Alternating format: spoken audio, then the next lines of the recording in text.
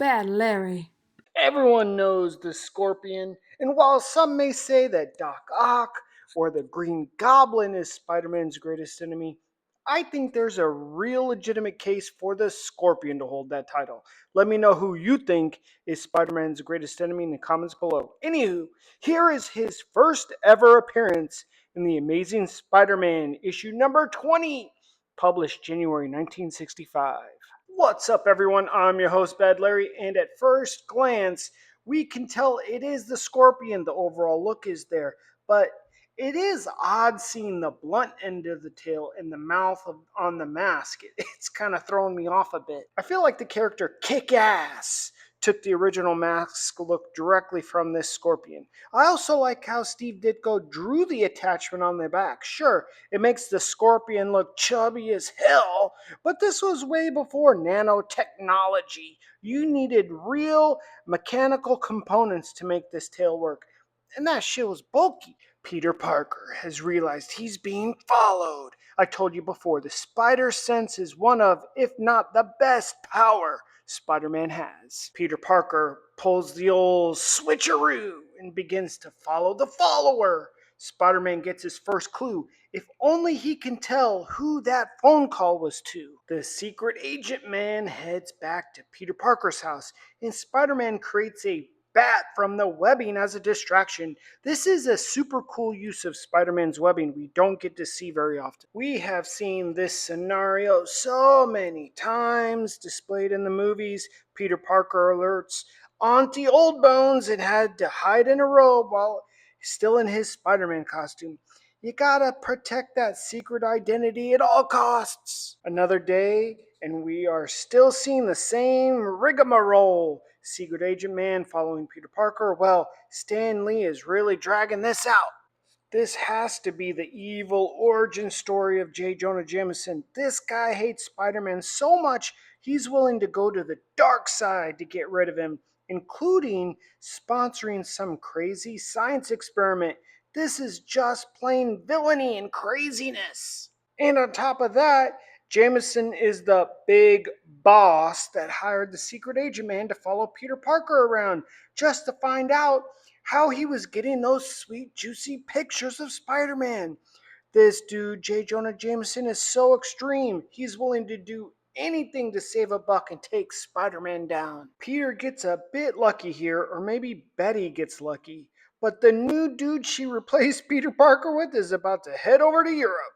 Now there is no more competition for Betty's time. Jameson and his secret agent rush out in a panic, which really piques Peter Parker's interest. He has to choose to join Betty and Ned to the airport or follow James and his goon. Jameson and a scientist man developing mutation potions. Right. This is a great look if you're looking to start your villain arc. Here it is. Jameson offers to pay the scientist to start human trials. This dude, Jameson, is an actual villain. He should be arrested for crimes against humanity. I know in the movies they make J.K. Simmons play Jameson and make him affable and likable, like a curmudgeony old kook. But this dude, Jameson, is really a bad guy. And why did they have to shave the dude's head? It makes no sense. The scientist didn't shave down the other animals he was working with before, so I never knew this, but the secret agent man Jameson hired to follow Peter became the test subject, Mac Gargan. This is the lesson, people. Be careful who you are working for, who you are following. I mean, everyone follows someone, let's be honest, but is that person you work for or follow a hero or a villain? The scorpion is a natural predator to the spider, which is why Jameson and the scientists chose the scorpion outfit. Mac's physique has been mutated to match that of Spider Man. And with the synthetic tail, he is really a threat to Spider Man for realsies. And of course, he is bald and all green. Stan is super committed to keeping all the evil villains all green or green and purple. I commend the adherence to the game plan. The tail operates basically the same exact way as Doc Ock's arms. Neurotransmitter connection. A diamond is a 10 on the Mohs hardness scale, so the hardest. Granite is about a 7. So this feat of the scorpion destroying it with his bare hands is super impressive, and it seems like he is barely trying. I never knew the scorpion had this super strength. I always thought his trick was just the suit, like a Iron Man suit. I love learning new things about characters like this. Typical. The dude wearing the suit just wants to play with it, while the suits and lab coats insist on training. Does the scorpion look like he's gonna do any training? I honestly thought Peter Parker was gonna follow Jameson, but a bad Larry can get it wrong sometimes. Well, Peter will have Betty to himself for the next 6 months. I'm surprised Betty wasn't featured more in the movies. She was the main love interest for Peter Parker for the first year and a half or so. Spider Man checks in on Jameson, and old Mustachio tries to delay, keeps Spider Man hanging around to give the Scorpion time to show up. Spider Man knows Jameson is acting sus, and he bounces. If this issue doesn't prove Triple J is a real villain, I don't know what counts as a villain anymore. Whoa, whoa, whoa. Scorpion, watch out now. I said before, the scorpion is a natural predator to a spider, and this dude jumps on Spider Man's back like a ditty at a freak off party. Why did Peter Parker's spider sense not warn him of this danger? Old Jameson is going to need to change his shorts after witnessing this fight. Dude is too excited. Spider Man quickly finds out the scorpion has equal strength to him. He can't go toe to toe with this guy. I said earlier, I always thought that Green Goblin was Spider Man's premier villain, but it seems like this guy, the Scorpion, is the best match to Spider Man. The tail and the power is too much. Spider Man even says it himself. Spider Man must begin to use his wits and whips out the webs. Those webs are so annoying to the villains, they just don't know how to deal with them. J. Jonah Jameson spent $20,000 to help make this scorpion, and back in 1965, that would be like $210,000 in today's money. So Jameson freaking out after spending a small fortune on creating the scorpion only to see Spider-Man's web him up so easily would be frustrating. The scorpion suit apparently has finger pinchers to cut through the webbing. This dude is really the best match for Spider Man. Wow, the scorpion played the Uno reverse card and throws the webbing back at Spider Man. Uh oh, the science experiment has had a bad side effect. The stronger the scorpion gets, the more evil. I don't know how they could test for that, but it's science, people. Lab Coat has an antidote, but will the scorpion be willing to take it? Bang! Spider Man is knocked the flip out. This is by far the best a villain has fared against Spider Man. The scorpion tosses Spider Man to the side like a piece of trash. Our boy's cooked. The victory over Spider Man and the power has gone to the scorpion's head. Plus, this mask is trash. It's the mouth. It doesn't make any sense.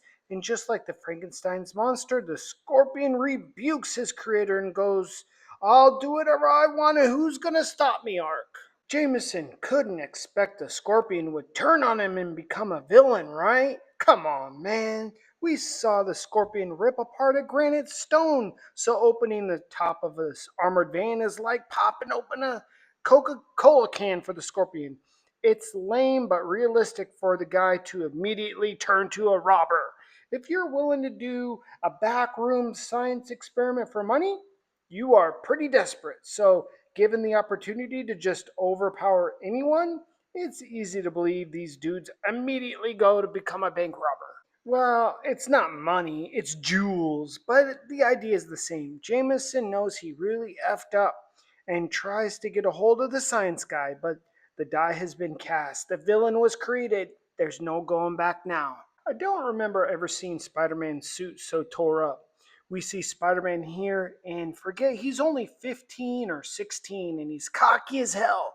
This is a great character development. Spider Man hopefully has learned to stop underestimating his enemies. That scientist has the absolute worst receding hairline I've ever seen. That thing goes way, way, way back. Stillwell tries to reason with the scorpion like he's gonna listen. Well, he doesn't and doesn't take the antidote. This scientist dude is wild. Crawling up the side of a building? What is he thinking? Of course, old mate falls to his doom. He tries to throw the serum at the scorpion. Epic fail. What a waste. Spider Man swings in just a moment too late. Why? Why, Stan? Why couldn't you let Spider Man save the scientist? This is tough. Now it's round two of Spider Man versus the Scorpion. Let's see if Peter has learned anything from his first whooping. Well, so far it's a lot of misses and trash talking. Poor Mac Gargan has now passed the point of no return. His brain and body are permanently altered. He is now fully the Scorpion for the rest of his life. At least Triple J realizes this whole shebang is entirely his fault. At least he's feeling the guilt, the pressure. It shows that his heart can still be salvaged. But can he let go of all that hate for Spider Man? Will he turn himself into the cops for creating the scorpion that led to the death of his science buddy? Doubt it. I like how Stan Lee stated Jameson is a prisoner of his own guilt because we know he won't be an actual physical prisoner of a jail. The Scorpion was stronger than Spider Man in his first fight, but now that the serum has fully cooked his body, the power level is even greater. This is crazy. I never knew Scorpion was that strong. Spider Man must use all his wits now and not rely on his pure power at this point. The Scorpion fights wildly, even for the likes of Spider Man. Almost like the Hulk, to be honest, throwing crap around, causing chaos, getting random licks in. Spider Man is on the back foot, about to go 0-2 against the Scorpion. But the Scorpion underestimated Spider Man as well. That last punch busted his hand up, so he decides to take out old balls Jameson, the last guy who knows his real identity, and then circle back to finish Spider Man off. Sounds like a solid plan for a villain. These guys usually don't operate with any sort of plan. I really like how Steve Ditko started showing the suit being tattered after a battle. It's only material, handmade by a teenage boy. It should be tattered up after a fight with a scorpion. Spider Man is down but not out. His healing factor is quite impressive. And just when he gets some wits about him, he hears the screams of his girl Betty from the distance. Jameson is old school. Save the women and children first type of guy. He's really bad, other than his unfounded hatred for Spider Man. He's willing to put himself between the Scorpion and his employee, which is actually pretty heroic for a normal guy of his age and health. And then Jameson totally undermines my entire gas up of him, saying he only saved Betty so she wouldn't hear anything to incriminate him. Just when I was trying to give Jameson some flowers, he pisses all over him. Man, I'm starting to really despise Jameson for real. I thought he was just annoying at first, but after this issue, I really kind of hate him. Of course, he must get saved by his enemy Spider Man. That is poetic justice. Spider Man's new tactic is power versus speed and agility. Maybe he can just tire out the Scorpion, frustrate him into making a mistake, and that is when Spider Man can make an offensive move. I never knew that Spider Man had different levels of stickiness to his webbing. He's using the maximum sticky strength here to glue Scorpion's feet to the floor, if only temporarily, just to delay him enough for that moment to strike, which Spider Man takes, attacking the stinger. Spider Man then rips that crap right off Scorpion's back. That had to hurt a bit. And then uses some judo moves to offset Scorpion's powerful grip. With the Scorpion glued to the floor and with no tail, he's essentially Spider Man's punching bag. Now, Jameson is really hoping that Spider Man kills the Scorpion, which he doesn't. He's so shocked Spider Man was able to beat someone stronger than him. And I like Spider Man hitting back with the old David versus Goliath line. Strength isn't everything. Just ask Mr. 260-pound Bradley Martin. technique, leverage, training, experience, speed, plus the other gifts that Spider-Man has proves that when he's focused, Spider-Man is too tough. Jameson here gets away with a serious crime against humanity. I doubt he will change at all. Peter decides he'll tell everyone he got roughed up playing football to explain the bruises. Like they'll believe Peter would ever play football over studying or reading or doing some nerdy stuff. I will give it to Flash. The joke about getting beat up by a baby, that stings. Spider Man beat the Scorpion when it mattered, but Peter just lost this verbal battle to Flash. You win some, you lose some, so they say. You know, Aunt May really hates Peter playing the old foosball. Of course, in typical fashion, Jameson makes himself the hero for capturing the Scorpion. Man, wearing that mustache has really turned him into a real villain. J. Jonah Jameson didn't change. Y'all should know that. All this did was create paranoia in him. Now he thinks anyone with superpowers will turn evil like the Scorpion did. Well, what about the Fantastic Four? What about the Avengers? Is he hating on them equal for his hate for Spider Man? No, it's just back to his old ways, finding any lame brain excuse to keep his fiery hatred for Spider Man alive and growing. That dude is a real stinky turd. In the next issue, we see a feature by the often recurring Human Torch and a character I am totally unfamiliar with, the Beetle. Hey, his colors are green and purple. How about that? Who would have guessed? Make sure to hit that like button for a player. Subscribe. I'll see you real soon. Peace.